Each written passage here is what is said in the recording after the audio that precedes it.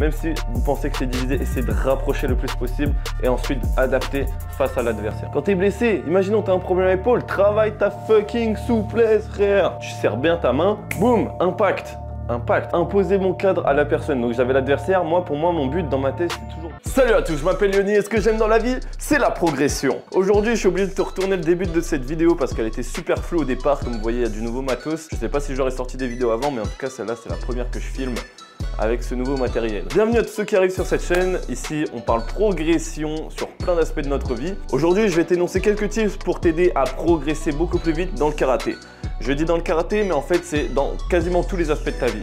Surtout dans le sport. Personnellement, j'ai arrêté le karaté il y a 2 ans, mais je pense que je vais peut-être bientôt reprendre. Je me permets de te faire cette vidéo parce que j'arrive quand même à progresser relativement vite dans à peu près tout ce que je fais. Et je vais juste te raconter comment je fais. On va prendre le karaté spécifiquement. Si vous voulez une vidéo beaucoup plus globale sur comment progresser dans la vie, tout simplement, vous n'hésitez pas à balancer dans les commentaires la question, je me ferai un plaisir de faire une vidéo sur le thème. Donc moi, pour vous expliquer un peu la progression que j'ai pu faire, c'est que en fait, j'avais atteint une certaine ceinture, il y avait une ceinture au milieu et une ceinture après. Sauf que moi, je ne suis pas passé par celle du milieu, j'ai directement sauté la ceinture pour passer à la suivante. Oui, c'est possible de sauter des ceintures à condition que vous soyez vraiment extrêmement sérieux. En parlant de sérieux, on va commencer avec le premier tips, c'est parti.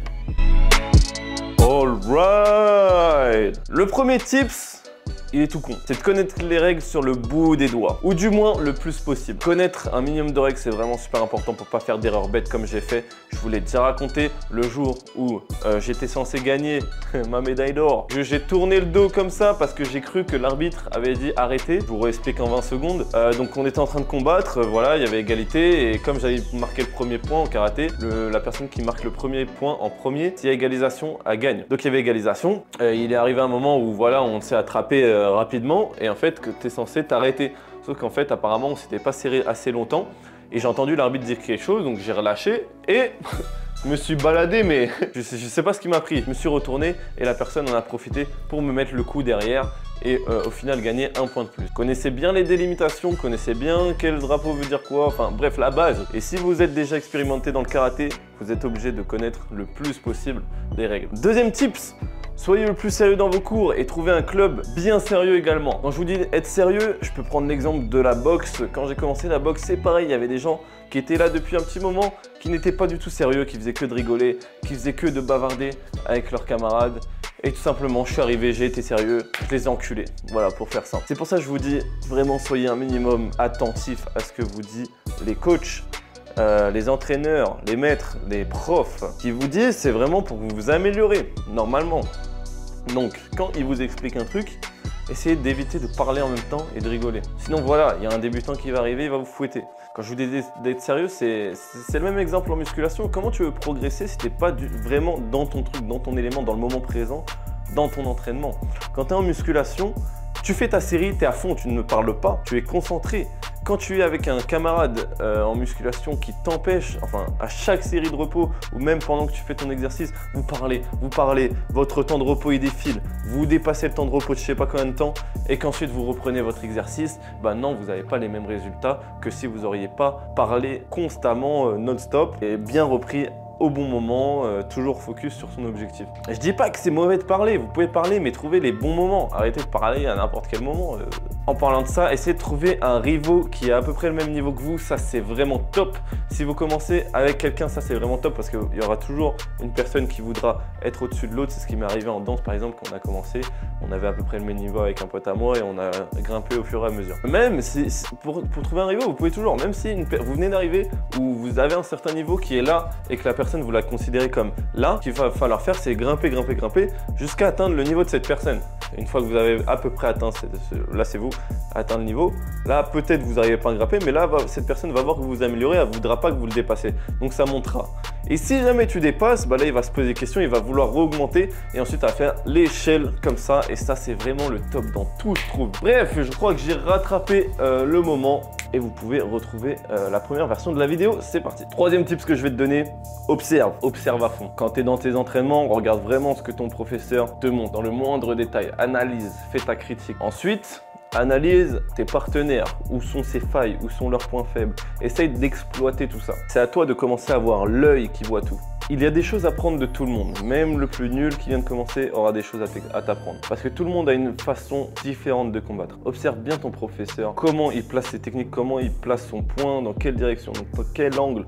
Là, je te dis, mais c'est pour aller vraiment loin, tu vois. C'est juste analyse un peu plus que ce que tu fais d'habitude. Pour les vidéos, c'est pareil. Regarde les grands joueurs. Qu'est-ce qu'ils font? Quelle technique ils utilisent? À quel moment? Pourquoi à ce moment-là? En fait, la question que tu dois te poser maintenant quand tu regardes des vidéos, c'est pourquoi? Que le comment, on sait, il s'est entraîné, voilà, il l'a placé, ok. Mais pourquoi il l'a placé à ce moment-là? Pourquoi il a levé son pied à ce moment-là quand l'autre, il a démarré? Dans le karaté, il faut vraiment gérer son schéma corporel, sa proprioception à fond. Gérer sa distance. Savoir que si tu fais celui-là, tu touches la personne, ok? Tu touches, là tu es sûr de toucher. Ton allonge, elle est là, tu dois la connaître. Et si tu peux aller là, tu dois le savoir aussi. Tu dois commencer à comprendre comment tes hanches tournent, comment ton corps fonctionne, plus loin que l'aspect visuel. Pourquoi quand je mets un coup, là je vais pas loin. Enfin j'ai un grand bras, du coup je vais loin, mais que je peux aller beaucoup plus loin en décalant l'épaule. Et encore plus loin en pivotant la hanche, tu vois ce que je veux dire? Tu dois commencer à comprendre tout ça. Quand tu vas mettre un coup de poing, tu sais très bien que tu vas pas mettre ton poing comme ça, sinon tu vas te fracasser ton poignet. Tu le mets bien droit. Quand tu veux mettre un coup, tu restes pas en patte molle comme les gens qui serrent la main, on dirait c'est du chewing-gum. Tu serres bien ta main, boum, impact. Tu vas pouvoir mettre de la vitesse et après serrer. Enfin ça c'est une tactique qu'on nous a expliqué, mais t'es pas forcément obligé d'utiliser. Mais quand tu mets un coup, serre ton poing si tu veux pas avoir mal toi. Moi je m'en souviens, j'avais un professeur, je lui mettais des coups, c'est moi qui avais mal. J'avais l'impression qu'il avait un plastron en fer. Quatrième tips, alors celui-là, il va faire chier plus d'un. Quand vous avez la flemme, juste venez. La flemme elle va partir en pratiquant. Tu veux vraiment progresser dans ton truc, fais-le. Si tu veux vraiment progresser dans ton truc, si t'as la flemme, tu le fais. Même blessé, venez, c'est pas parce que vous êtes blessé que vous devez pas venir à votre entraînement. Rappelez-vous, observez, c'est important, ça fait partie de l'entraînement. Quand t'es blessé, imaginons t'as un problème à l'épaule, travaille ta fucking souplesse, frère. Chose que je n'ai pas faite et que j'aurais dû faire. Et bon, la vidéo arrive, 30 jours de souplesse, qu'est-ce que ça donne? T'as mal au genou, travaille ton amplitude, travaille tes abdos, frère. Donc voilà, même blessé, n'ayez pas la flemme, essayez d'avoir la flemme le moins possible. Et quand vous avez la flemme, de quand même sortir de votre zone de confort et d'aller à votre entraînement. Vous avez aussi les images mentales, vous pouvez vous entraîner à l'intérieur de votre tête. Oui, c'est possible, je vous le confirme. Quand je prépare des cours collectifs dans les salles de fitness, par exemple, ça m'arrive de donner des cours de step. Donc vous voyez, c'est beaucoup de chorégraphie. Et en fait, cette chorégraphie, je peux la créer dans ma tête. Donc sans forcément toujours pratiquer. Toujours, je pratique quand même un minimum. Et après, je la répète dans ma tête, Et par exemple, tu peux faire ça 5 minutes avant de dormir. Tu t'entraînes dans ta tête à mettre ton coup. Bam, bam. Image mentale, ça existe, ça marche. Si tu me crois pas, le fais pas. Je sais plus combien de tips, mais je pense que c'est le 5e. C'est quelque chose que je vais appliquer si jamais je me réinscris. C'est de connaître 2-3 techniques parfaitement. Moi, je vais aller encore plus loin. Je pense que si je me réinscris en karaté, je pense que je vais essayer de maîtriser 1, 2, 3 techniques maximum. Les travailler et travailler que ça, être le meilleur dans ça. C'est-à-dire que moi je pense que si je vais pas souvent aux entraînements, mais bon à côté je suis archi polyvalent, tu vois, je fais street workout, muscu, parcours, j'essaie de faire le plus de choses possible, travailler en explosivité, etc. Donc ça rentre dans l'entraînement. Mais si je vais pas aux entraînements karaté, les seuls trucs que je vais m'entraîner à faire, c'est les techniques. Je pense gauche-droite, point. Et c'est ce que j'avais fait à peu près, hein. Et ça marchait très bien. J'avais une certaine explosivité lors de mes premières compétitions. J'arrivais à surprendre seulement avec l'explosivité. Je laissais pas la personne démarrer. Vous devez créer votre tactique de jeu. Comment vous allez jouer et face à qui en fait. Il y a différents types de cas. Donc soit vous avez votre propre technique que vous adaptez en fonction de la personne, ou soit vous avez plein de façons de jouer, mais ça en fait ça vous disperse, vous voyez ce que je veux dire. Ayez plutôt un truc, concentrez-vous dans votre truc, même si vous pensez que c'est divisé, essayez de rapprocher le plus possible et ensuite adapter face à l'adversaire. Par exemple, moi j'essayais d'imposer mon truc, c'était pas du tout, enfin ce qui était dur c'était vraiment contre les joueurs qui avaient vraiment beaucoup d'expérience, vous voyez. Là c'est normal, ils s'entraînent tous les jours, ils ont l'expérience, ils connaissent. Sauf que quand j'étais contre des personnes qui étaient pas en pro en fait, qui avaient de l'expérience mais qui n'étaient pas en pro, j'avais, comment dire, avec le peu de compétition que j'ai fait, hein, j'avais cet avantage d'être très explosif et du coup j'ai tout mis, même dans ma vie de toujours, je mets tout dans l'explosivité, j'adore ça. Ce qui fait que je devais imposer mon cadre. Mon cadre de jeu c'était, c'est moi qui démarre, pas lui. Et s'il démarrait, j'avais ma technique, c'était, putain je me rappelle même plus des noms, miskin. Bref,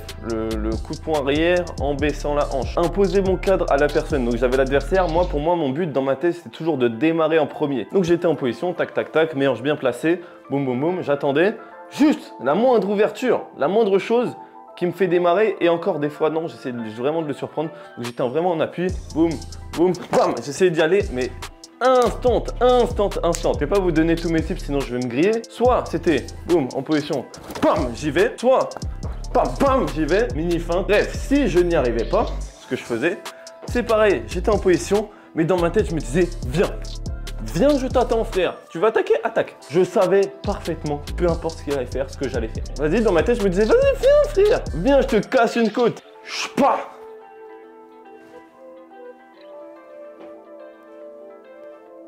Voilà, je vous ai donné ma technique de jeu. Si jamais vous êtes contre moi, vous savez quoi faire. Donc, j'impose mon cadre, toi, pam. Soit j'attaque. Ça, c'était encore trop lent. Ça, c'était trop lent. Petit tip qui vient comme ça. Quand vous attaquez, essayez de montrer le moins possible. Là, j'ai montré un peu trop de trucs.